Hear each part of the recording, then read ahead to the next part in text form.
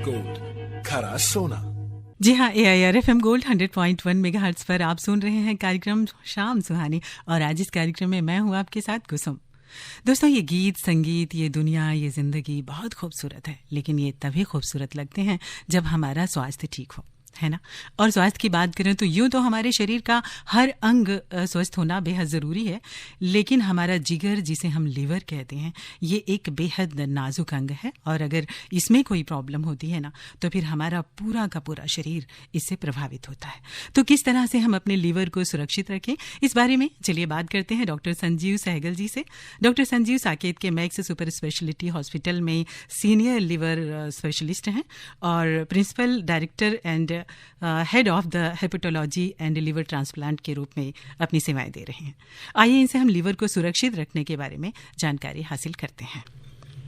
Hello. हाँ जी, धन्यवाद।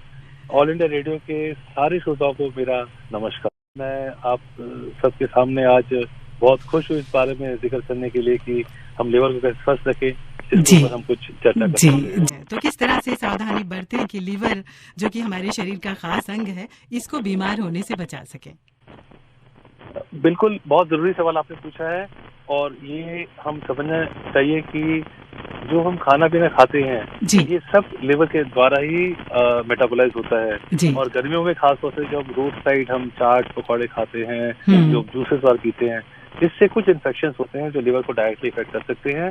खास तौर से इसको हम एक्यूट वायरल हेपेटाइटिस के नाम से समझते हैं, जो हेपेटाइटिस ए या हेपेटाइटिस बी वायरस होते हैं। तो बहुत जरूरी है कि हम जो भी हम खाना खाते गर्मियों में, स्पेशली अगर रोड साइड चीजें ले रहे हैं, तो हम ये केयरफुल रहे, या घर में भी खा रहे हैं, केयरफुल रहे कि हम स्वच्छ पानी पिएं, सब्जियां धो के खाएं, उसमें गंदगी ना हो, और हाथ धोए अच्छे से, क्योंकि ये ट्रांसमिशन ऑफ हेपेटाइटिस वायरसेस हो सकता है जो लिवर को डायरेक्टली इफेक्ट करता है। इसके साथ जैसे एंट्रिक फीवर होता है, वो भी हमारे लिवर को इफेक्ट कर सकता है।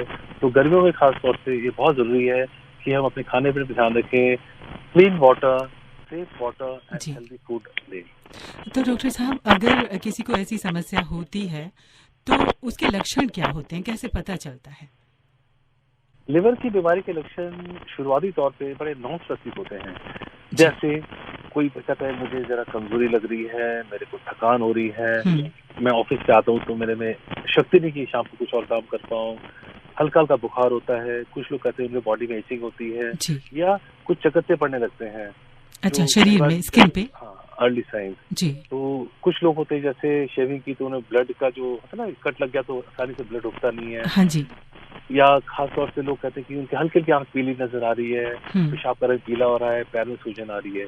जनरली ये एक अर्ली साइंस होते हैं, और जैसे जैसे बीमारी बढ़ती है, अगर उसका ध्यान ना रखा जाए तो फिर आंख पीली हो जाती है, पेशाब बिल्कुल पीला होने लगता है, जिसको हम जॉन्डिस कहते हैं, पेट में पानी जमा हो जाता है, और अनफॉर्चुनेटली अगर फिर भी ना इलाज कराया ठीक से तो उस पेशेंट को खून की उल्टी हो सकती है, लैट्रिन में ब्लड आ सकता है, काली ब्लैक स्टूल्स आ सकते हैं, और किडनी प्रॉब्लम हो सकती है, हल्की की बेहोशी आ सकती है, ड्राइविंग स्किल्स खराब हो जाती है, वो कंसंट्रेट नहीं कर पाता पेशेंट अगर ये बढ़ जाए तो। जी हाँ, तो वो एडवांस स्टेज है। तो हम कोशिश यही रहती है कि हम शुरू में अपने को अवेयर रखें, डॉक्टर से शुरू में सलाह लें, और कोई भी ऐसे लक्षण आए तो हम इमीडिएटली डॉक्टर से सलाह करें, ताकि हम एडवांस डिजीज आने की नौबत ही ना आए। डॉक्टर साहब, ये किस उम्र में मतलब ज्यादा प्रभावित तो होता है, किस उम्र में ये प्रॉब्लम होने की ज्यादा खतरा रहता है? देखिए, लिवर की प्रॉब्लम एक्चुअली हर उम्र में आ सकती है। अच्छा। छोटे बच्चों को लेके यंग एडल्ट और एडल्टहुड एल्डरली, हर एक में आ सकती है। हर एक का अलग अलग स्पेक्ट्रम होता है।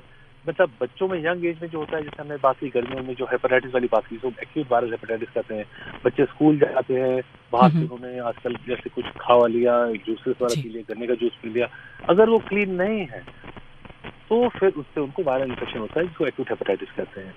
वो सेल्फ लिमिटिंग होता है। जी डॉक्टर साहब, जैसे यंग एडल्ट होते हैं या थोड़े से और उम्र ज्यादा होती है, उन्हें हेपेटाइटिस बी या हेपेटाइटिस सी का इन्फेक्शन के ज्यादा चांसेस होते हैं, जो उन्होंने कहीं नहीं पहले से हुए होते हैं, और उसकी फिर मैनिफेस्टेशन आती है।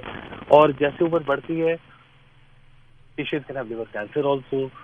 तो प्रेगनेंसी में भी लिवर प्रॉब्लम आ सकती है। प्रेगनेंसी का एक अलग प्रॉब्लम आती है, यहाँ पर हेपेटाइटिस हो सकता है, या प्रेगनेंसी के दौरान किसी को आंख पीली हो सकती है, जॉन्डिस हो सकती है, इचिंग हो सकती है। तो अलग अलग स्टेज में अलग अलग तरह से लिवर का इफेक्ट होता है।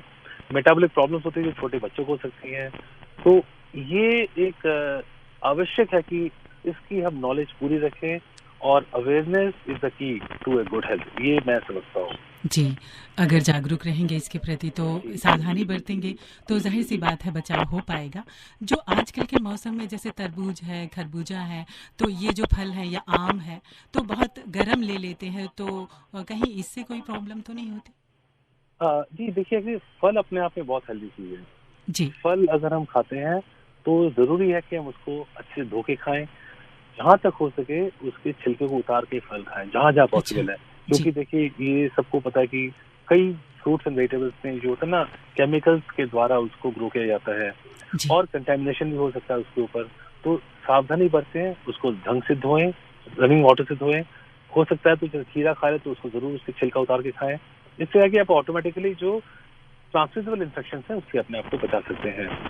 लेकिन फल कोई भी टाइप का हो लिवर के लिए हेल्दी है। लिवर में उसमें actually it is a good thing only कि अगर आप हेल्दी फ्रूट्स खाते हैं तो आपको एक पौष्टिक आहार मिलता है और लिवर के फंक्शंस में उसमें बेनिफिट ही होता है।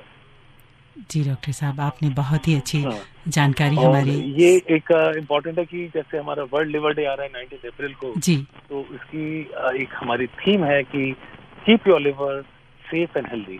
तो मैं चाहूंगा कि इस इम्पोर्टेंट डे पे जो हम हर साल मनाते हैं, ये मैसेज सोसाइटी में भेजें कि किस तरह से अपने लिवर को स्वस्थ रखें, क्योंकि जितना लिवर स्वस्थ रहेगा, जितना लिवर फिट रहेगा, उतना ही हम अपने आप को स्वस्थ पाएंगे।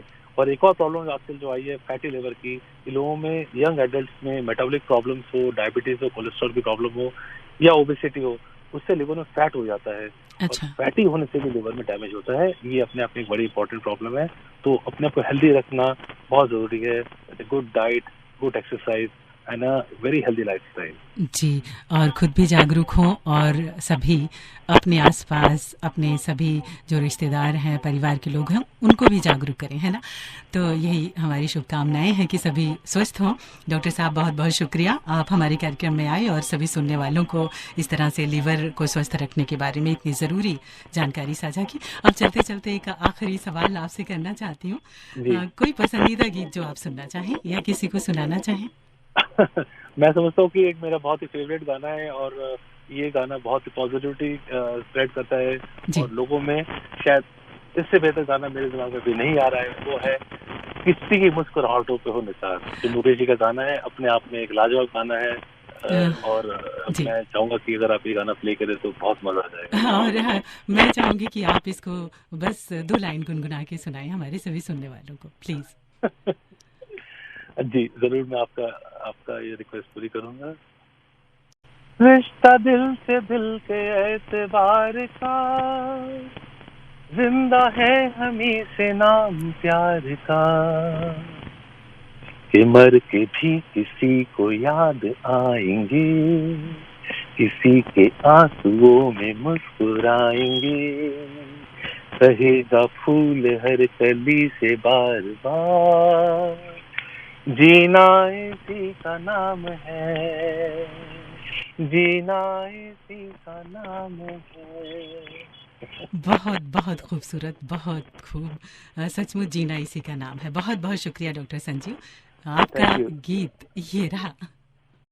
किसी की मुस्कुराहटों पे हो निसार, किसी का दर्द मिल सके तो ले उठा, किसी के वास्ते हो तेरे दिल में प्यार, जीना इसी का नाम है,